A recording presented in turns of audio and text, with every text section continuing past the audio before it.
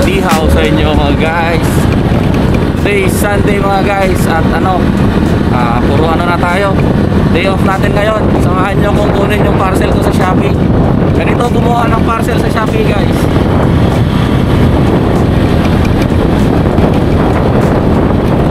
Sarap magmotor dito sa Taiwan eh. Madaming puno dito sa sa daanan.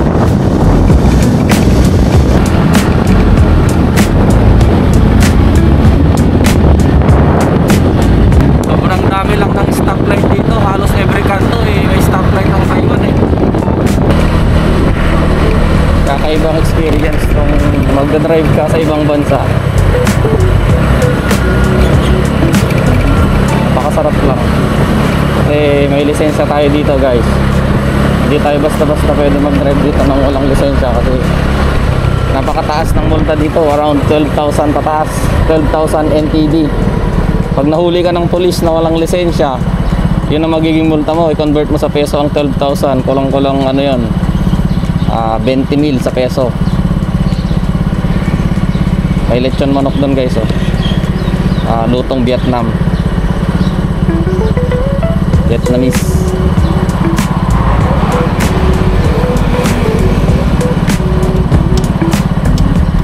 Napakainit ng Taiwan ngayon guys. Hindi ko alam kung summer ba or rainy season ngayon kasi minsan 1 week inuulan ng Taiwan, minsan sobrang init naman. Grabe pag summer dito, pag sinabi mong mainit, mainit talaga, para ka nasa Tuguegarao.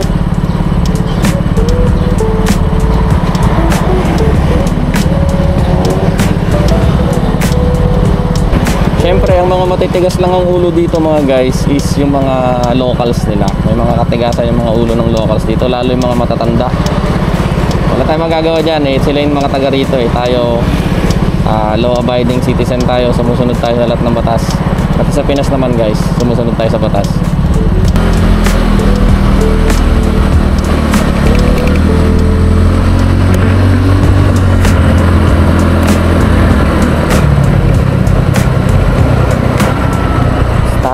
Stoplight ulit.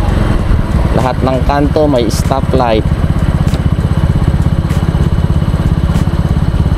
Pero halos lahat dito 99% sumusunod guys.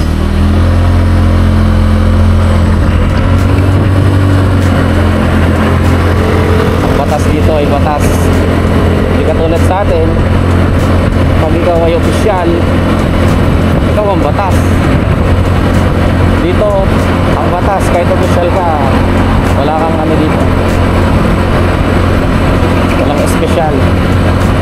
Pantay-pantay ang batas dito guys. Mayaman, mahirap. Dito na tayo sa Shopee guys. Shopee. Oh, bakit sarado? Istinjawit, sarado ang Shopee. Baka alas 12 pa to guys. Balikan na lang natin mamaya. Punta tayo sa Dolyo. Mamalingki tayo ng saging natin. Ang laban sa puyat. Passion. My goodness, sarado ang Shopee. Hindi ko alam kung every Sunday sarado Ay nako, babalik na naman tayo. Napakalayo pa naman. Pero okay na din. Nakakasama magtambay sa doon.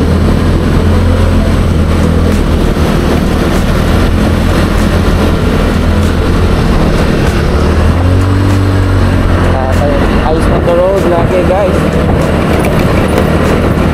Iwas-iwasan nating makabangga ng checkwa dito kasi pag nabangga mo siya tapos kasalanan niya, makikita naman lang yan ng pulis nila dito guys. Hindi madaya mga pulis nila dito sa mga dayuhan. Kung kasalanan ng checkwa, kasalanan nila yan. Kung kasalanan mo, mas mabigat ang multa kasi nga yung pera nila, yun ang pagbabayad mo, hindi na ang pera namin.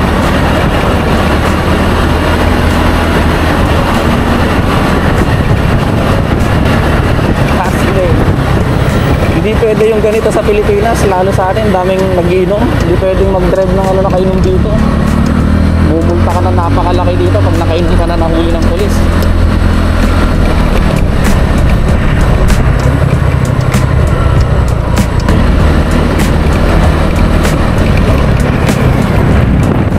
Ito yung pinakasentro ng Yunlin guys, Dolio.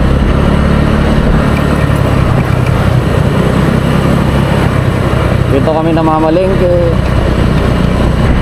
Dito kami bumibili ng pagkain, mga Pinoy food. Yan, nandito guys. Tayo mag-park sa train station. Ang parkingan doon guys.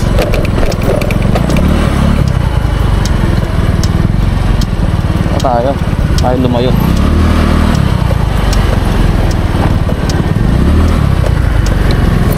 Yan.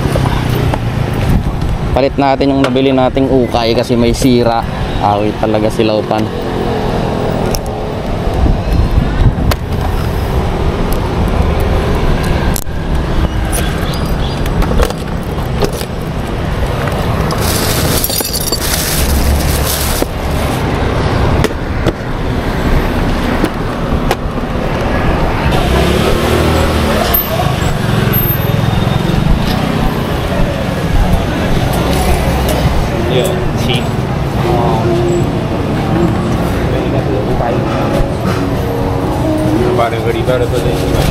Dami lang.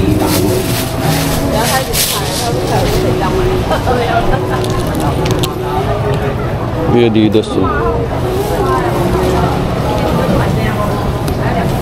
XL.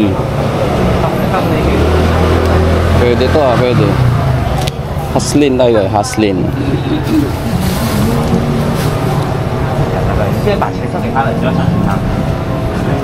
Adidas, legit ba to? Oh, legit.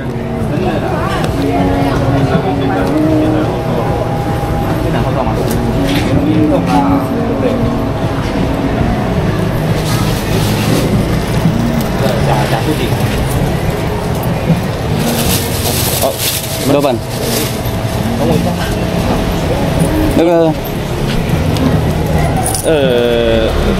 Maybe for me look. Iga.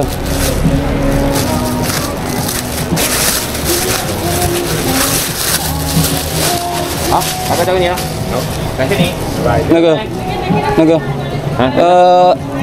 I just arrived yesterday. Naga no good Okay ma? Okay. Naga only Iga. Okay. Tignan natin kung pwede na tong isa. Sishe Laupan. Okay.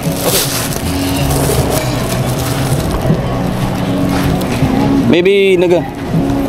Okay. Tensya. Tingin pa tayo guys.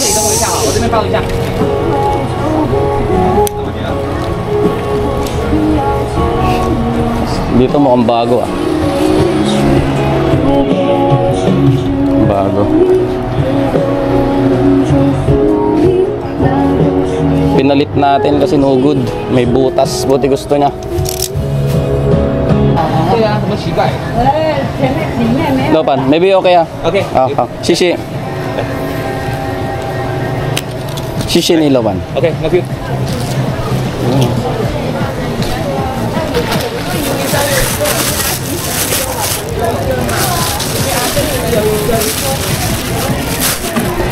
Yes. Ukay is life pa rin tayo dito sa Taiwan guys. Ay Diyos ko, tara uwi na tayo guys, napakainit. Pasok na naman tayo mamayang gabi.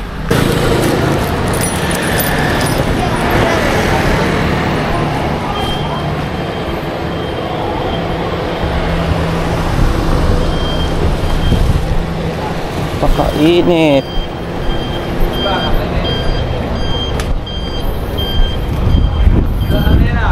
Ayun yung main station nila guys, yung train station dito sa Dolio. Tara uwi muna tayo.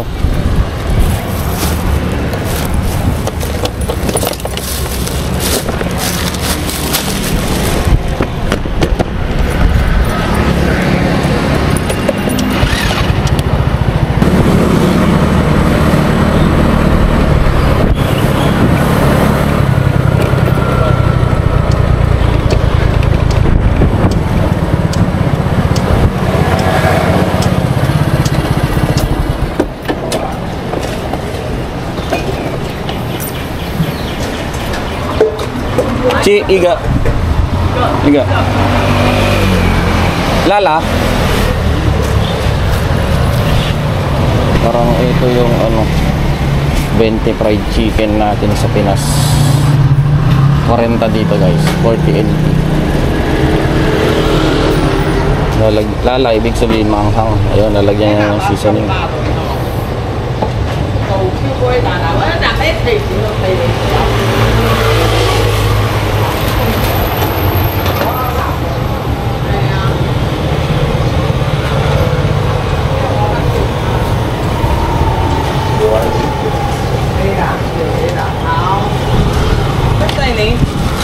Bye-bye.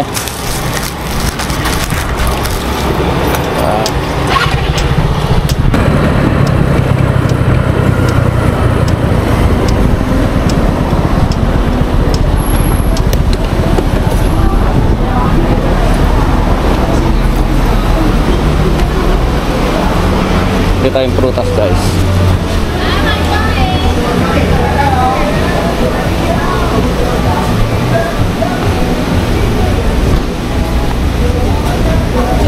Saging. Okay na to.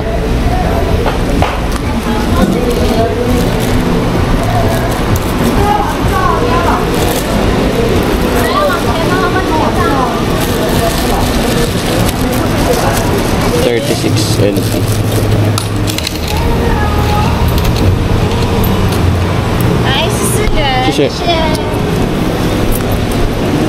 Ayos, 36 NT lang. Ano yan? Ang prutas to guys. Parang melon. Hindi. Parang dalandan.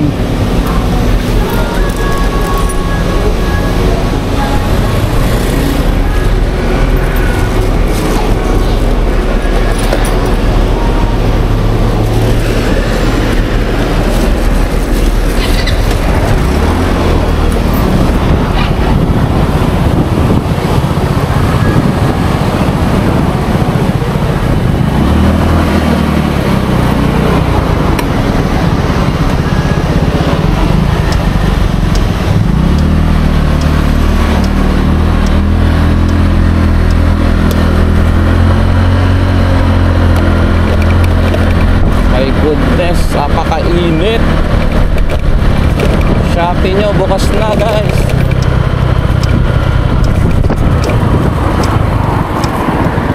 Pante tayo.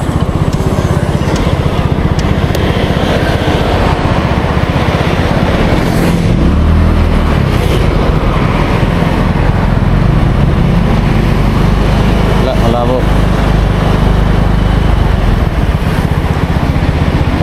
Yan.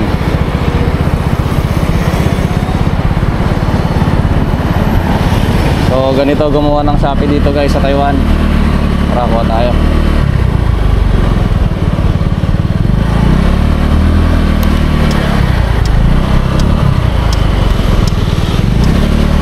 Shopee Taiwan.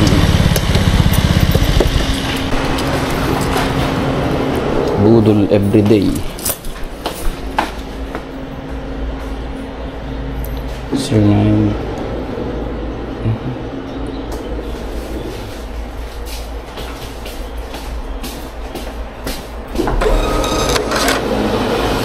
Nice.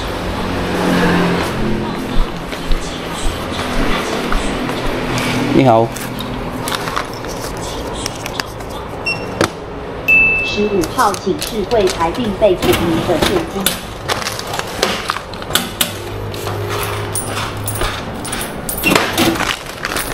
谢谢。Ganun lang, kumuha ng Shopee. Cellphone number, wala nang ID. Kasi lahat ng ano dito guys, lahat ng cellphone number nila is naka-register sa pangalan nila. Merong kaukulan na documents yan bago ka makakuha ng SIM card dito. Kailangan mo mag-provide ng ID muna. Budol.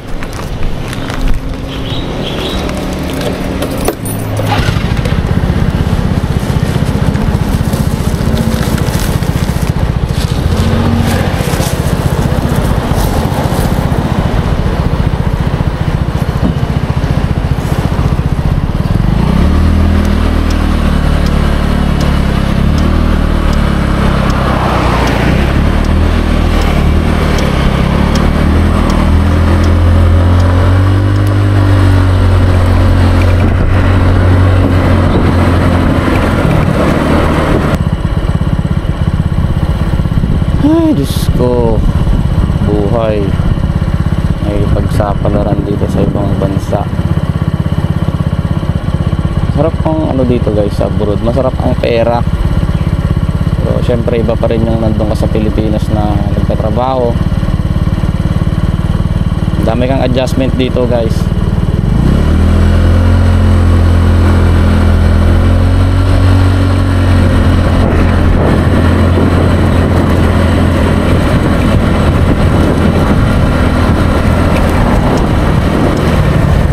Kaya tayo ng loto para ano, uwi na tayo pag nanalo.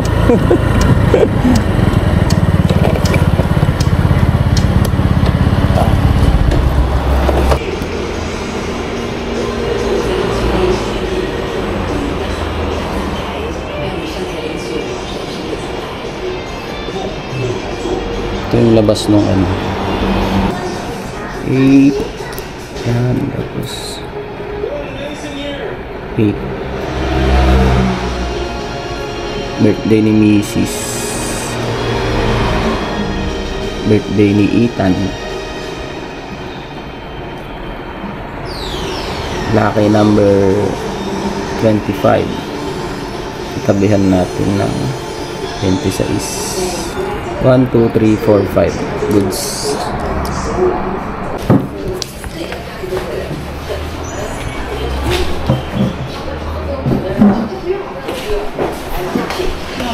Oh.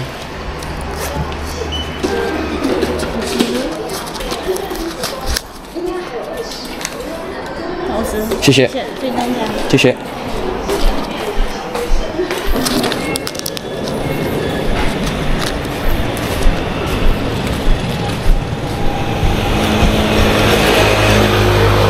Sana pala rin para umuwi na tayong Pinas. 8, 12, 15, 25, 26.